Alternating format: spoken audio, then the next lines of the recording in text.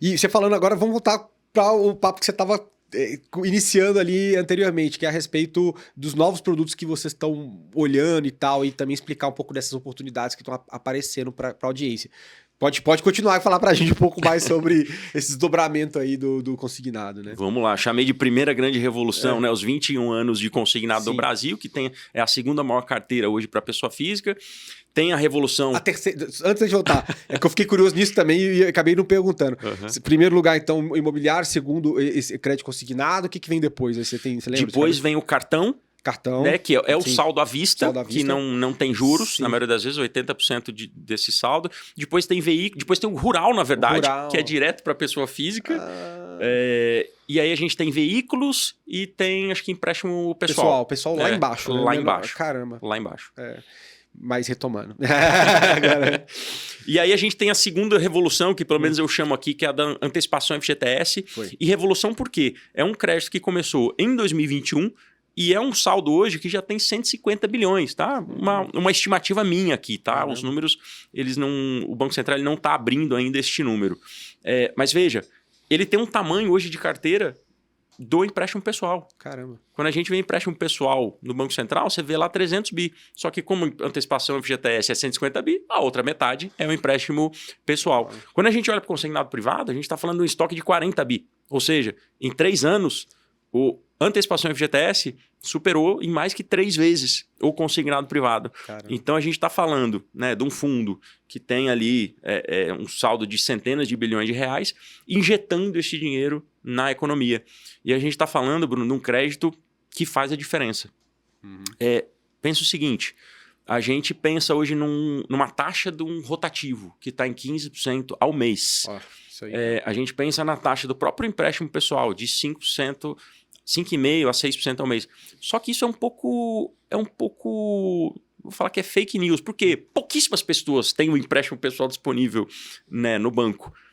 Então, quando você olha para uma antecipação FGTS e a taxa da UP hoje está, por exemplo, a partir de 1,29 ao mês, o que a gente está falando? Se uma pessoa antecipa R$100 por mês com a gente e ele fica um mês com esse dinheiro e depois ele resolve a vida dele, tem uma renda extra, quanto que ele vai pagar de juros em um mês? Ele vai pagar R$1,29. Olha do que a gente está falando.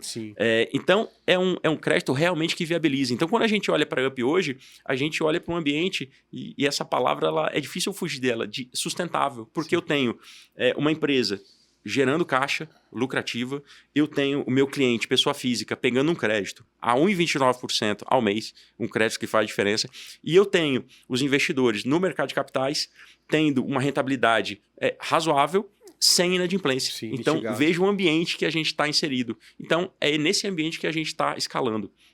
Então, olha a revolução que a antecipação FGTS está fazendo no mercado, e a UP, em pouco tempo, é uma das principais, né, protagonistas já nesse mercado.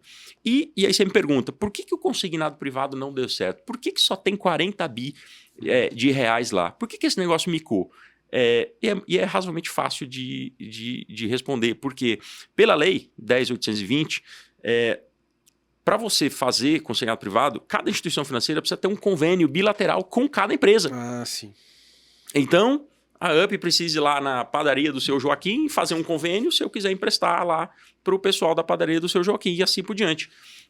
Então, isso requer um esforço comercial gigantesco que é dominado pelos grandes bancos, porque tem a folha da maioria destas empresas. Óbvio que tem fintechs que fazem isso muito bem feito, mas o desafio aí é continuar escalando, entrada, né? Porque é um mercado razoavelmente pequeno. 40 bi em crédito é um mercado razoavelmente pequeno.